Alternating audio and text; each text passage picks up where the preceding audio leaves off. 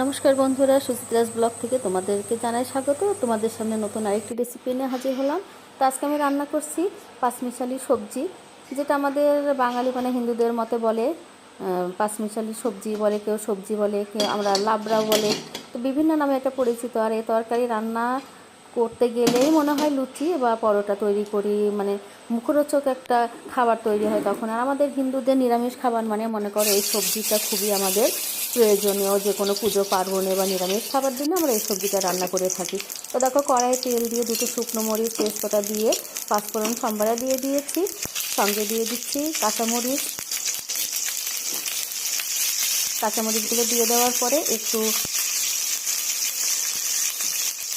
লাল লাল করে ভাজার পরে তারপরে আমি দিয়ে দিচ্ছি দারচিনি আর সাদা এলাচ, সঙ্গে দিয়ে দিলাম সবজিটা। সবজিটা খুবই মুখরোচক হয়। সঙ্গে লবণ হলুদটা এখন দিয়ে দেবো, দিয়ে একটু নাড়াচাড়া করে ভেজে দেবো।